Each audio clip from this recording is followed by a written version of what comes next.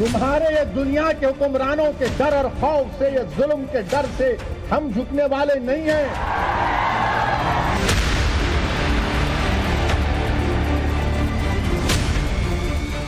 देश भर के मुसलमान वोटरों के लिए हैदराबादी भाईजान ने तैयार किया है नया चुनावी प्लान। ये प्लान इंडिया गठबंधन की नींद उड़ा देगा। भाईजान का दावा है कि ये गेम चेंजर दांव चुनावी जंग की तस्वीर बदल देगा और उस वैक्यूम को भर देगा जो विपक्षी मोर्चे पर पूरी तरह खाली है। इसमें 95% काम कौन करता? हाँ, ये करता ना। 95% काम कौन करता?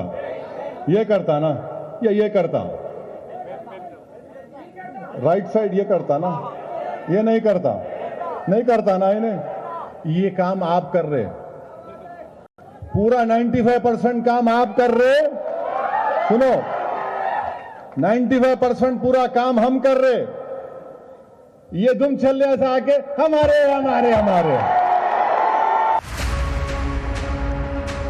ओवैसी ने हैदराबाद में अपने समर्थकों को जो समझाया वो एक बड़ी स्क्रिप्ट का छोटा सा हिस्सा है और ओवैसी अपनी कलम के जरिए थर्ड फ्रंट का खाका खींचने में जुट गए हैं। अब से मैं क्या बोल रहा हूं, ये भी आप बन जाओ। ये तो है, ये भी आप बनो। ये जो जब होगा ना मंजलिस, आपकी आवाज और ताकत बन जाएंगी पूरी भारत में, तो पूरी तकलीफ हम उठाते। ओवैसी ने अपनी नोटबुक में कई विपक्षी दलों का नाम पहले से लिख रखा है जिसके साथ मिलकर वो नए मोर्चे की हसरत पूरी करना चाहते हैं। हैदराबादी भाईजान का दावा है कि थर्ड फ्रंट बना तो ये बीजेपी के खिलाफ जबरदस्त हवा तैयार करेगा जो इंडिया गठबंधन के बूते की बात नहीं है। असदुद्दीन ओवैसी विपक्षी दलों का खेल बिगाड़ना चाहते हैं, इसीलिए वे बीआरएस चीफ के चंद्रशेखर राव की अगुवाई में एआईएमआईएम सहित उन दलों के साथ थर्ड फ्रंट बनाना चाहते हैं जो ना एनडीए का पार्ट है और ना ही इंडिया गठबंधन का, यानी कि जो न्यूट्रल हैं और कांग्रेस और बीजेपी दोनों के विरोधी भी। ओवैसी ने लिस्ट भी तैयार कर रखी है। इधर केसीआर ने ओके किया और उधर थर्ड फ्रंट का कारवां चल निकलेगा। हमारे मुख्यमंत्री से जो हमने बात की थी, उनसे हमने कहा कि आप इसको लेकर आगे बढ़िए, पेशरफ करिए और एक थर्ड फ्रंट बनाइए जिसमें आप खुद टीआरएस होगी, दूसरे जो पार्टीज बाहर हैं उनको लीजिए। जी हां, हैदराबादी भाईजान ने इंडिया गठबंधन के मुकाबले एक ऐसी बिरयानी तैयार करने का दांव चला है जिसका स्वाद बीजेपी के हर विरोधी को लुभाएगा। एआईएमआईएम के मुखिया ने बात तब कही जब कांग्रेस और बीजेपी दोनों के दिग्गजों ने हैदराबाद पहुंचकर उन्हें ललकारा। असदुद्दीन ओवैसी इंडिया गठबंधन के मुकाबले एक लंबी लकीर खींचना चाहते हैं। भारतीय जनता पार्टी के खिलाफ वो ऐसा सियासी कुनबा तैयार कर रहे हैं जिससे कि लोग इंडिया गठबंधन को भूल जाएं। याद रखें तो सिर्फ उन्हें। हैदराबादी भाईजान के इस थर्ड फ्रंट में कौन कौन सी सियासी पार्टियां होंगी, राज्यों के हिसाब से समझ लीजिए। तेलंगाना एआईएमआईएम और BRS, Andhra Pradesh YSRCP, UP BSP, Odisha BJD, Punjab SAD, Haryana INLD और कर्नाटक जेडीएस। इसके साथ ही ओवैसी की निगाहें नॉर्थ ईस्ट के कुछ दलों पर भी हैं। 14% मुसलमान और सिर्फ 4.8 उनका रिप्रेजेंटेशन है। बताइए, हम वोट डालने वाले बन गए, वोट लेने वाले नहीं बने? या तो हकीकत यह है कि आप वोट डालना नहीं चाहते उनको, आप सबको वोट डालेंगे मगर जहां पर मुसलमान आएगा वो कामयाब नहीं होगा। बताइए, जब दिल में एक 14% आबादी की नुमाइंदगी नहीं होगी तो आप क्या फैसले करेंगे?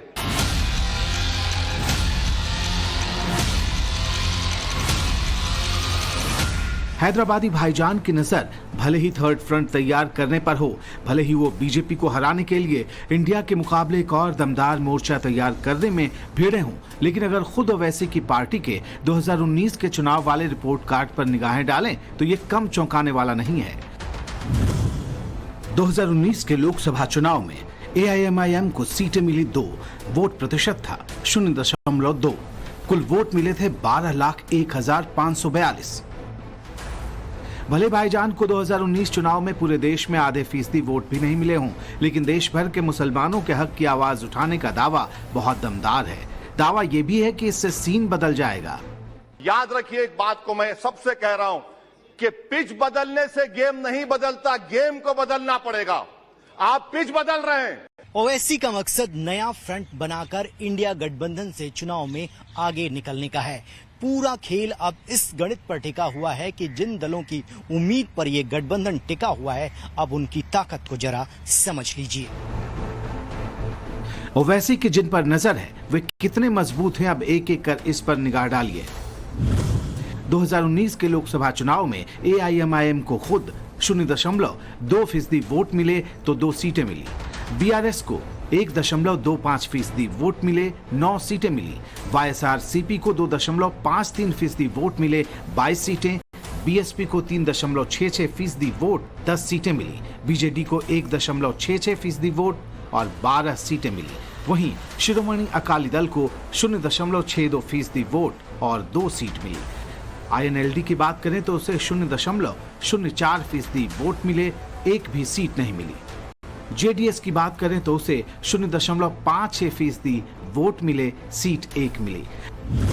यानी इन दलों को पिछले आम चुनाव में करीब 58 सीटें मिली थी। वहीं INLD की बात करें तो अब तक इंडिया में शामिल होने का उसने फैसला नहीं किया है, लेकिन चर्चाओं की माने तो उसका झुकाव विपक्षी गठबंधन की तरफ बढ़ता जा रहा है। जबकि ओवैसी की लिस्ट में चंद्रबाबू नायडू की पार्टी TDP शामिल नहीं है, क्योंकि उस पर ओवैसी लगातार हमले बोल रहे हैं। इस बीच JDS के BJP के करीब आने की चर्चा भी तेज है, लेकिन फाइनल फैसला अभी नहीं हुआ है। और भाईजान इसी मौके को भुनाना चाहते हैं। वे तेलंगाना के CM के चंद्रशेखर राव को आगे कर इस बीच बड़ा खेला करना चाहते हैं। इसकी भनक कांग्रेस को भी है, इसलिए वो भड़की हुई है। लेकिन अभी तक जो थर्ड फ्रंट रहा है वो मूलतः पुराने समाजवादियों और मंडलवादियों के कारण जाना जाता रहा है। ये थर्ड फ्रंट अगर ओवैसी के रूप में जाना जाएगा तो असदुद्दीन ओवैसी उसको क्या नेचर देंगे, ये देखने वाली बात है। एक तरफ इंडिया गठबंधन के मुकाबले ओवैसी थर्ड फ्रंट तैयार करने में जुट गए हैं, तो दूसरी तरफ इंडिया गठबंधन के भीतर का मतभेद भी इसी बीच खुलकर सतह पर सामने आने लगा है। जिस तरह से 14 पत्रकारों पर बैन के इंडिया गठबंधन के फैसले का नीतीश कुमार ने खुलकर विरोध किया है, उसने अंदर का सच बाहर ला दिया।